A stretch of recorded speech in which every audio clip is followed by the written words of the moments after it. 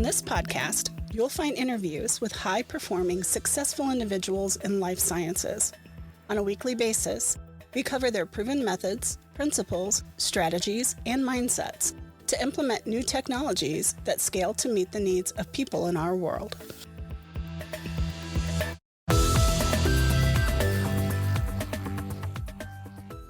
Welcome to this episode of Life Science Success. For those of you who don't know me, my name is Don, and I'm a digital marketer in life sciences.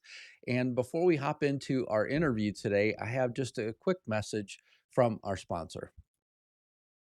Being at the epicenter of the next breakthrough in biotechnology. That moment could happen for you this October at Bio on the Bayou 2025, where Southern innovation meets scientific excellence in the heart of New Orleans. Over 300 of the brightest minds in biotech are coming together for 2 extraordinary days in New Orleans. We're talking groundbreaking research from powerhouses like Tulane, Auburn, the University of Mississippi, Xavier University of Louisiana, and LSU Health. Expect revolutionary technologies, cutting-edge research, and industry-shaping expert panels that you won't find at any other event, plus networking opportunities that could transform your career. This isn't just another conference. It's an intensive 2-day summit where real partnerships form. We leverage the cutting-edge Partnering One platform to ensure that you'll connect with exactly the right people, whether you're seeking investors, research partners, or your next big opportunity. The future of biotechnology is being shaped right here in the broader Gulf South and having a global impact. Will you be part of it? Mark your calendar for October 28th and 29th. Head to bioonthebayou.com right now and secure your spot for the most exciting biotechnology event of 2025. The next breakthrough could be yours. Bio on the Bayou 2025. Register today. In this episode of Life Science Success Podcast, my guest is Pierre Morgon.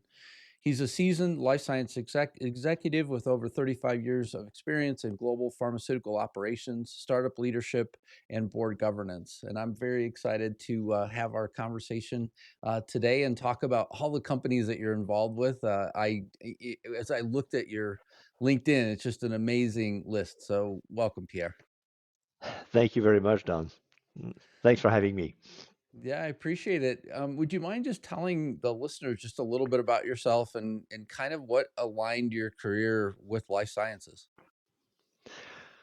Well, I mean, it's a long story. It actually started, I think, as a child because I was born I'm the eldest in a family of 4, born from 2 parents, both of them being medical doctors. My father was an ENT surgeon, and my mother was an anesthesiologist before becoming a health economist. So, even at the dinner table in the family, we were immersed into medical conversations. And in high school, I was pretty good at, science and physics.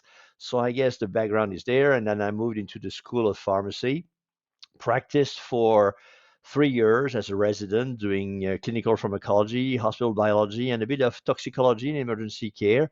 And then finally, fast forward into law school first and then business school, ended up in the industry, life science industry, which I've never left since. Very good. Yeah, it's interesting the level of pressure that's on the first child as well. That Yeah, comes through. I don't think we want to get there.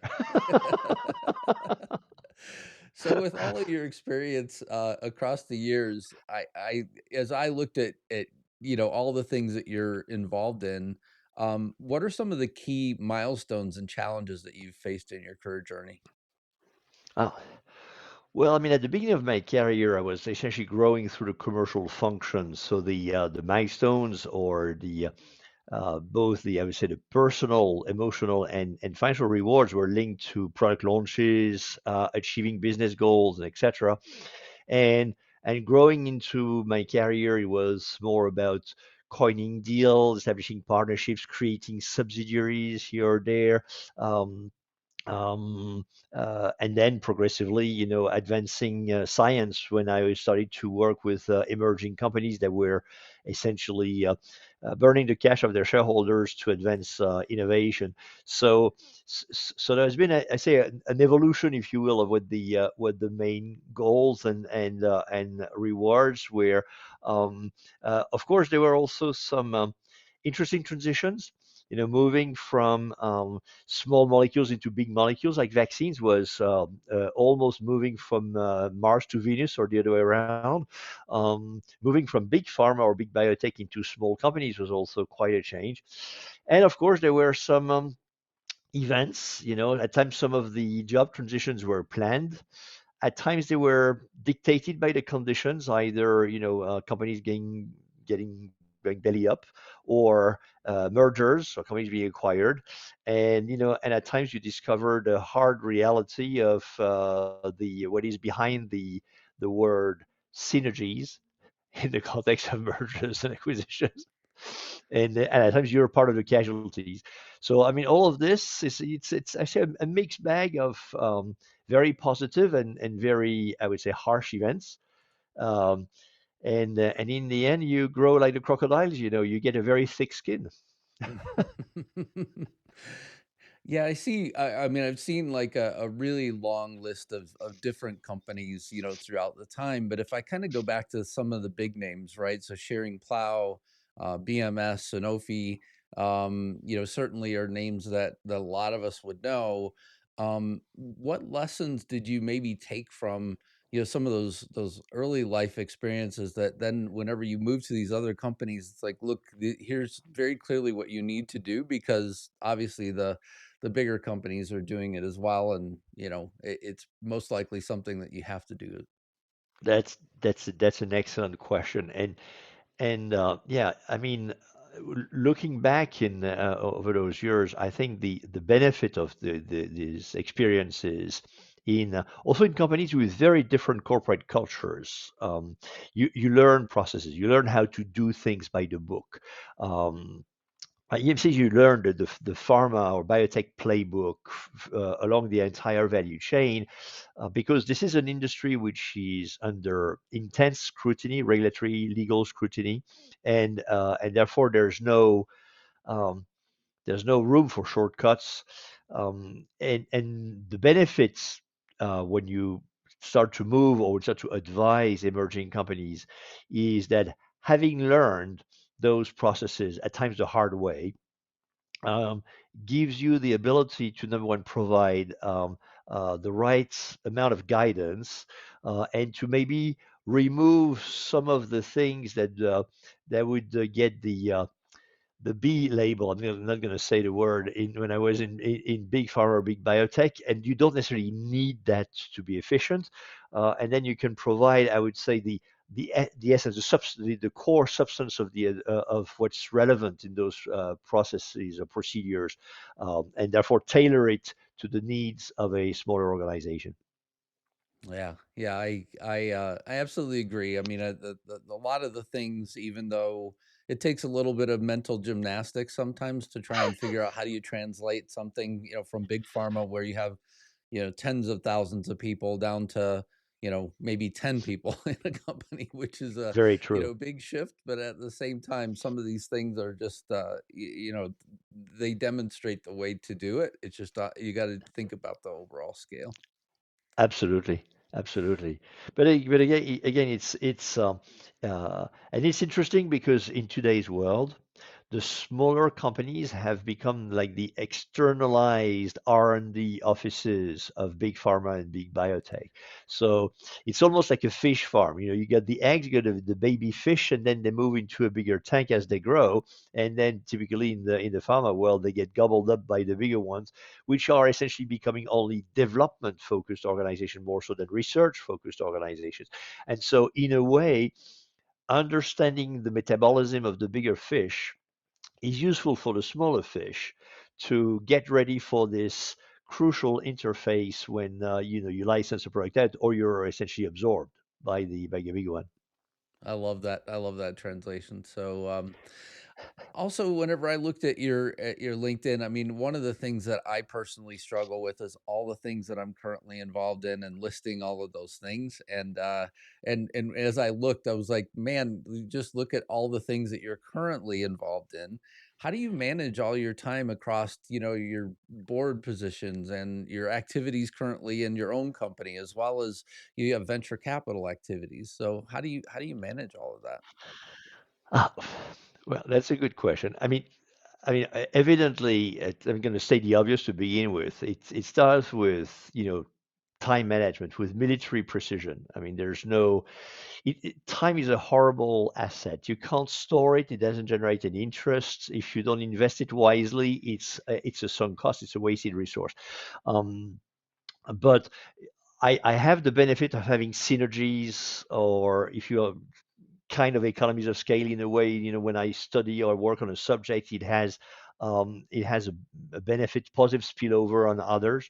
Um, but generally speaking, I tend to very focus on what's core. I try to avoid distraction as much as I possibly can. I try to plan. I try to anticipate. I never procrastinate. I'm not the kind of guy who's relying on what some people consider is their best source of inspiration, which is last minute panic. I'm not of that type at all. Um, and I have to, and there's one thing that some people who know me well also know is ever since I've been a student in university, I was a short sleeper. So I live on 5 hours of sleep per night. Wow. So that gives me a competitive advantage. It was a competitive advantage at the time I was in university. It still is. I must admit that now that I'm aging, I need to catch up a bit on weekend during the weekends, but otherwise I'm fine. Yeah. Yes, I can understand working the shortened day as well, but I also I enjoy my sleep also as well. So can we talk a little bit about some of the companies that you're involved in? So I have Nuvamid, Ibex Therapeutics, Animos Therapeutics, and Molsid. What are the primary objectives and challenges of these different positions that you hold? Okay, well, I mean, you're talking about four very different animals here. Ibex and Animos are companies that I co-founded. And funnily enough, in each instance, we have four co-founders, and all of them are young entrepreneurs the same age as me. So I think, we accumulate a large number of decades of professional experience in both cases. So the challenges there are about essentially right now convincing investors that we have a sound value proposition, raising cash to advance those companies. Ibex is already clinical stage. Animos is still preclinical stage. Um, Nuvamid is a different story. It's also a startup company which is entirely bankrolled by a high net worth individual.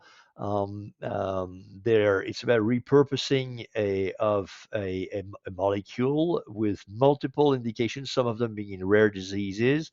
The company has been investing extensively in preclinical research to document the value in models that point to those clinical indications. I started to advise the company in 2023, and then at the end of the year, they told me, "Look, we want more of you, but we want you inside, not outside. So we don't want you as a consultant. We want you as an executive in the company." So it is one of those cases where the a consulting mandate, if you will, morphs into a part-time executive role. And lastly, Molsid. Molsid is a company which I have been advising as a member of their strategy committee for 4 or 5 years already. And more recently, the founders called me to help resolve a situation which was a combination of a tension with some members of management were linked to some casting mistakes, I would say, and also essentially reshaping the value story in anticipation of a fundraise. It was meant to be part-time with a finite time mission, and this one is completed. So now the company has someone who's full-time at the helm of the organization, which I could not do, and he's getting ready for being with the boots on the ground to raise the cash. So again, very different experiences, but in all instances, it's about managing shareholders, managing expectations, um, having realistic priorities, and at times forcing some of the stakeholders to land in reality. So it's about, at times, sort of reshaping or resizing perceptions. Yeah. Yeah. And helping teams see things as well, possibly from the outside, might help them to move forward also. I mean, I feel like it's kind of funny because whenever you're a part of a startup, I do feel like there are all these moments where it's like, okay, we're all excited because we're going to get new data. And then we get new data, Right. and then it's, oh my, the data didn't tell us what we thought that it was going to tell us. And so we have to kind of react to that. And I remember, one particular situation where it was almost like every week it was, oh my, this is horrible data, and we don't know if this is going to be the end of the company or not. And each time sort of worked out, and we have brilliant people that just sort of looked at it and they were like, yeah, well, we understand this aspect, and so let's just kind of look at it this way, and then they would move forward. And Yeah. so Well, yeah. it's good when there's a possibility to bounce back after really ugly data, Hmm. because typically in our industry, the first currency is not the US dollar, is not the Swiss franc, is not the euro. It is, or any other currency, it is data. And of course, when you start any experiment, you expect a result, but you're using a, uh, a movie metaphor. It ends up always being one of the shades of gray. It's never either totally black or totally white. Okay, it's very rare that you have such, you know, pristine results that you stop the study for futility, and then you sail through registration. It happens every now and then, but it's very rare. Um, so most of the time you end up with something which is kind of in between. And the question is it because of the technology, or is it because of the design of experiments, or any combination thereof? What do we do next? And then how do we live with that data in the data room? Right. Right. Yeah. Absolutely. I mean, it's an amazing thing, and I completely agree with you. It's our currency for sure is data, and starts with Yeah, what it is that you're actually trying to produce. So in terms of your board experience, so you have, both, board seats, and then also non-executive director right. seats of several companies. What do you see as some of the most critical aspects of having, good board leadership in the life sciences sector? Oh, that's another interesting question. I mean, and evidently, you need quality boards, and you need a quality interaction between the board and the management. Especially think of the beginning of the company, where there's almost the same headcount at the board and in the company, or there's the imbalance is not so great, right? And of course, in terms of cumulative years of experience, it's clearly in favor of the board. Um, but I think what I've learned over the past, because I've been an independent director um, for 12 years already, and prior to this, I had been exposed to board functioning either as a board director, but representing big companies, like Sanofi, or being like the attaché, or the second in command behind a board member when I was at Cincelabo, for instance, in the U.S. and in Japan.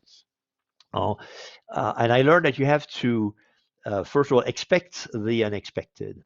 The board being there to validate the strategy, the budget, and give a kind of a um, uh, f- um, guidance to the management. Everything is easy when the milestones are being met, when the budget is implemented properly, and but as soon as there's something wrong that happens, then you get into heated discussion. Um, and this is when you have really to be creative. You have to be able to think out of the box while balancing your fiduciary responsibility, the constraints, the shareholders agreement, and so on and so forth. So in order to be able to navigate those times, you need to establish a good trust-based relationship with the other board members when you don't need it, meaning during the cool times. Because if you have to wait until the crisis or the problem to emerge to try to have a um, a working relationship that goes beyond the discussion within the board, but also the ability to have those side discussions and to trust, to have the right level of trust and mutual respect. If it has not been created before, you can't create it when the house is on fire. Mm. Doesn't work. So so so that is something that I think is an important point. And the other thing to me, which was a challenge in over those years, especially as an independent director, is to find yourself in a quasi blue helmet type situation where you have to reconcile the views or balance the views between the founders and the professional investors, or even between professional investors that have maybe different perceptions or different time horizons in terms of their willingness to exit or their willingness to keep supporting the company. So it's yeah it's all those to me are really part of the critical aspects that I've been learning, and that now I think I'm a bit better to navigate than I was 12 years ago when I was an absolute greenhorn.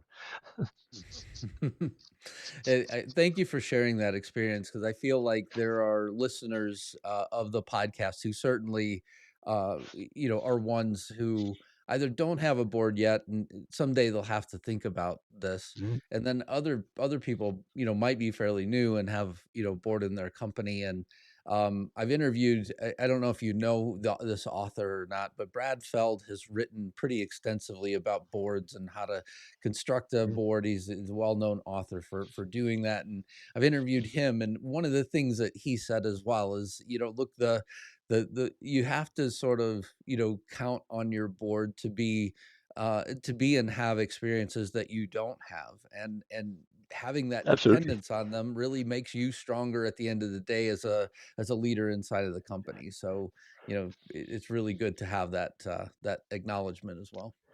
Absolutely, and this is also why you need, very diverse boards. Diverse in terms of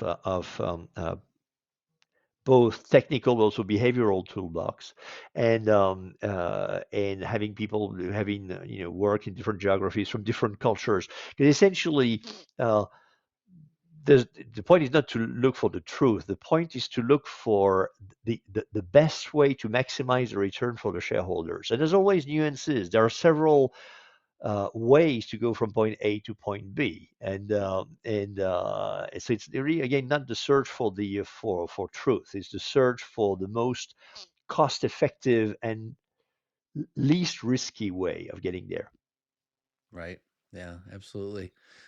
So, I want to kind of go back to your education. So, I have a lot of initials after my name, and I spent a ton of time in school, as do you, even more, than I have. And it was funny because I have had this conversation with my children as well.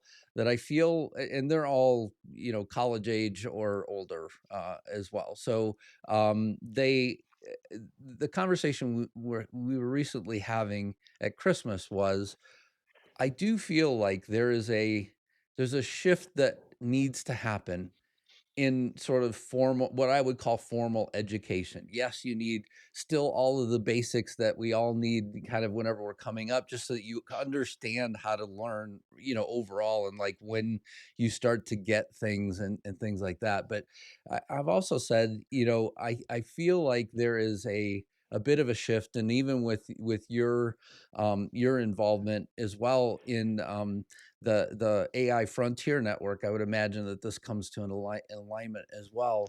That I do feel like even with a shift in formal education, there's a need to just have that level of experience that, yes, you can go get it through intrinsic knowledge, but unfortunately, it can cost you years and years to try decades to try and get, what you might be able to get in a formal education, as well. But I do think that I think given with AI and everything else, that there will be some sort of a shift in what we call formal education today, where, you can see people, whenever you look at their LinkedIn profiles, all they do is attend these, like the Harvard, um, the Harvard experience sessions, which is for executives that, essentially just extract certain aspects of what you might need, where, a formal, PharmD degree or MBA or law degree, sort of comes with a set of knowledge that, that person walked away with. And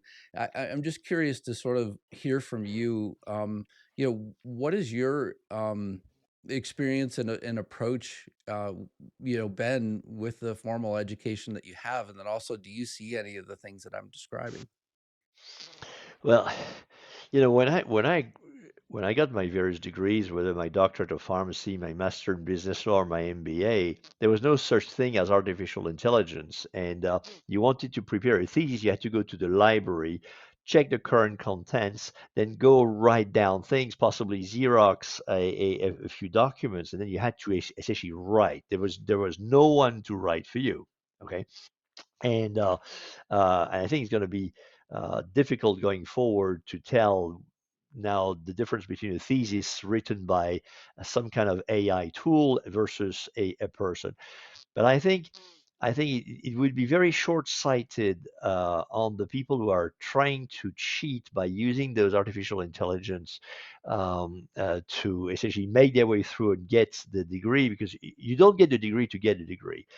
The degree is only a stamp to say that you've learned to use your brain to exercise judgment, and you're using some tools, some etc.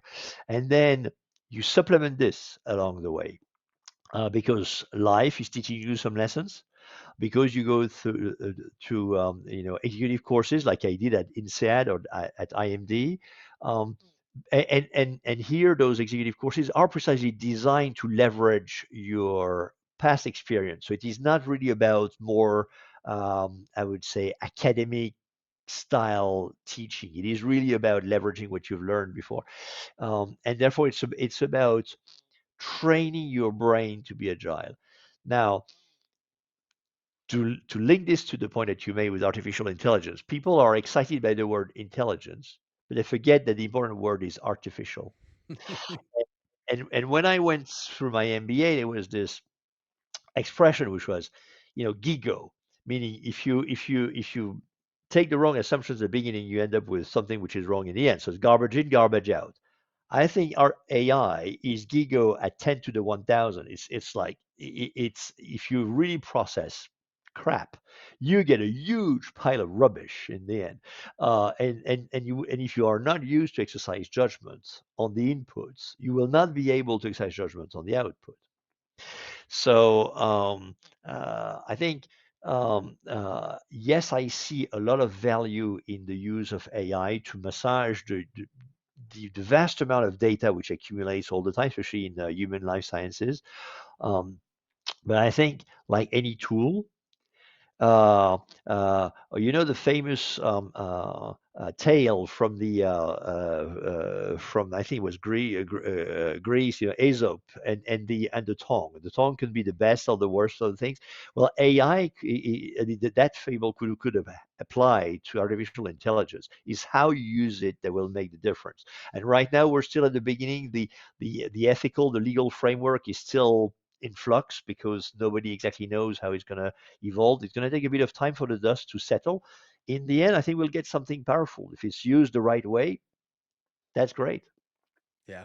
Yeah. I mean, I'm amazed by its ability to help me do things that I certainly don't know.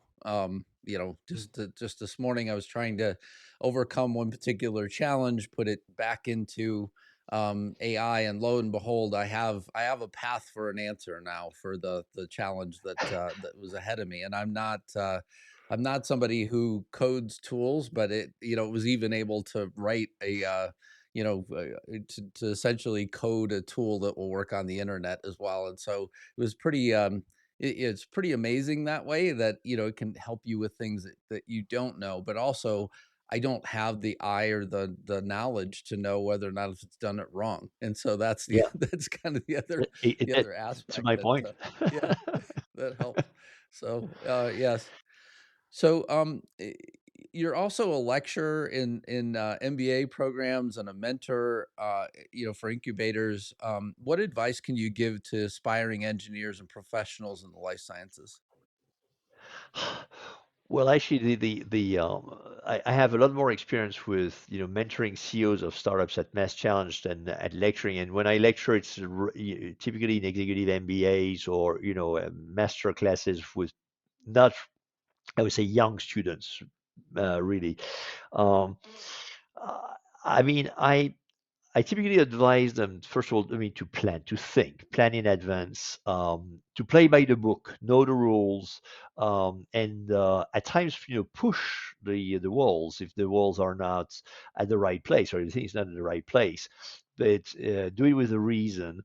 Um, and I also advise them to listen. There's a proverb which says, "Remember, you got two ears and one mouth." You should, and so they have to be ready to be a good mentee, especially the CEOs of the startup companies. When they get investors in, those investors oftentimes have been doing it before. They're entrepreneurs themselves. They're there to help.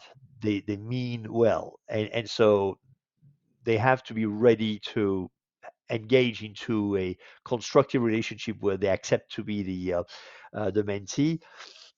Uh, Not so much for the MBA students, but for the CEOs. I also advise them to build a good team. I mean, the myth of the Greek hero alone with the shield and the spade fighting alone under the walls of Troy, that works in Hollywood. It doesn't work in startup life. You need a good team. You need a robust team. You need a team which is diverse and which covers all the right bases. And then you need also advisors. As I say, companies like an atom. You got the protons, which are the founders. You need a few neutrons to do the job, otherwise the whole thing is unstable. Okay, and you have the electrons around the board members, the advisors, and that is something which holds together. And so you need to make sure you have the right brain estate uh, for the company. And of course, as I was saying before, you need to expect the unexpected. So Yeah. be ready to change and to adapt to change. Yeah, absolutely. Or change will come get you either way. Yeah, exactly, exactly. So at least if change is catching you mentally prepared, there'll be less harm. Mm, yeah, absolutely. So let's talk a little bit about MRGN Advisors. So with your advisory company, who are people that come to you, and then also, what does it look like, in engaging with you, as well, just so that people clearly have that as they listen or watch the episode here. Well, it is. I would use the metaphor of the person going to see a doctor. You have those who know what they have and what they need, and this is an accurate diagnosis. And then you get directly into a conversation as to how we fix the problem. You have those who think they know what they have, and you have to de-diagnose them before you can actually move to something else. So therefore, you have to, you know, do a bit of forensic analysis to really understand whether their own diagnosis is accurate or not. And you have, at times just exploratory conversations that lead into something which is completely unrelated to the original idea. So it really depends. The people who come to me include typically CEOs or C-suite executives, or at times, board members. It largely takes place through word of mouth. um, the you know the, I mean, it's essentially me and me, right? So I'm not sort of advertising myself like the big consultancies would, and it's rather people who have been working with me who speak about the experience around them, and then it snowballs into other things. Very good. Can you talk about any of the innovative projects or initiatives that you're currently involved in? Haha. Well, I mean, without disclosing anything which is confidentiality covered, yes, I'm working on, for instance, a project for a company which is pretty strong in animal health and willing to move into human health. So, with the impact on how you leverage the technology, how you adjust um, the uh, the technical fabric of the company. I have another interesting project which is about relocalization in Europe of essential medicines that have been delocalized to India and China.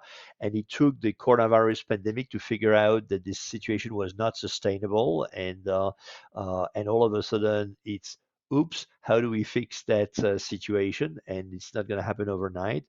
Um, and I have also some interesting stuff revolving around AI and especially deploying it into emerging countries and how it could help to strengthen the healthcare system as a whole, the patient journey from diagnosis to care procurement and to patient monitoring.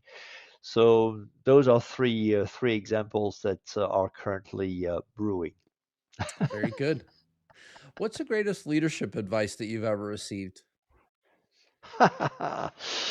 um, when I was in big pharma years ago, one of my bosses, I was traveling like a maniac. I was in the U.S., in Japan, in Canada, and it was in the mid to late 90s.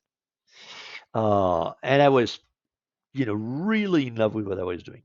And one day my boss tells me, Pierre, it's okay that you love your job, but don't love your company. I was stunned. I said, why would you say that? And he carries on and he says, because you never know when your company will cease to love you, Mm,